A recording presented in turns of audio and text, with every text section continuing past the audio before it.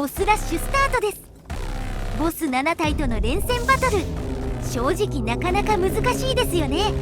そこで今回はバスターズではめつつ簡単にクリアできる方法を考えてみました。使用するバスターズは2種類です。スローバラードとフロストボルトです。レベル100まで育ててあります。バッジはバスターズのクールタイムを 30% 減少させる愛しのバスターズと攻撃力アップ系です。武器は好きなものでいいですが、今回はスペイザーを使っています。それでは本題の戦い方を説明します。まずはスローバラードで動きを遅くします。そしてフリーズボルトで動きを止めます。フリーズボルト単体だと効果時間が短いんですが、スローバラードと組み合わせるとかなり長くなります。そして動きを止めてる間に弱攻撃3回からの強攻撃を繰り返します。そしてバスターズの効果が切れたら弱攻撃を1から3回の後にブラッディサマーです。ブラッディサマーを打つと敵がよろけるので、弱攻撃3回からのブラッディサマーを繰り返します。ブラッディサマーのゲージを使い果たす頃にはバスターズのクールタイムが終わっているので、再度バスターズで動きを止めます。このループではめ倒していきましょう。一番難しいのはバスターズの効果が切れた後の弱攻撃の回数ですね。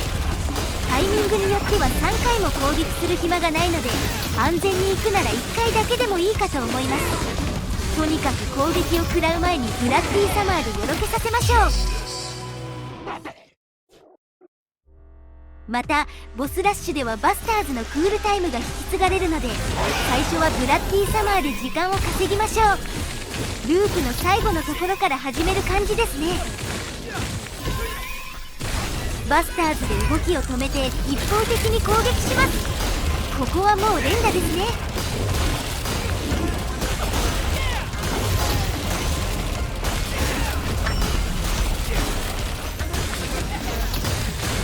効果が切れたら弱攻撃からのブラッディサマーです。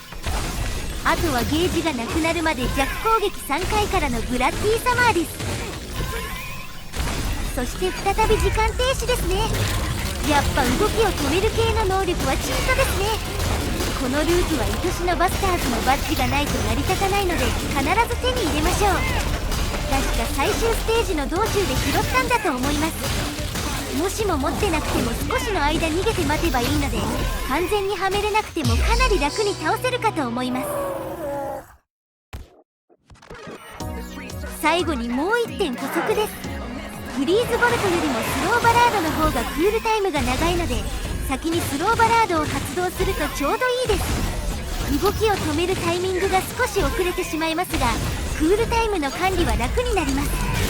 この2体をセットで揃えるとボス戦ではチート級に強いので、使えるもんは使ってボスラッシュを突破していきましょう。クリアまで動画は続きますが、説明は以上です。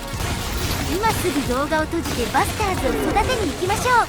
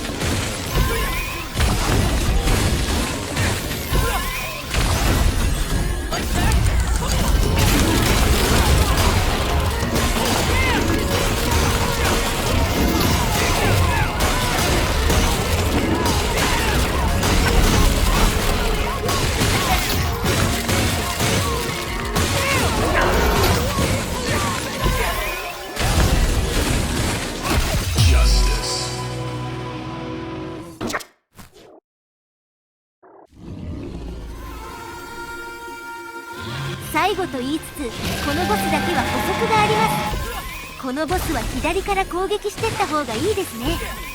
ノックバックで壁際までずれていくんですが、左側の壁はちょっと手前に突き出てるので、ボスと壁との間に挟まれやすいです。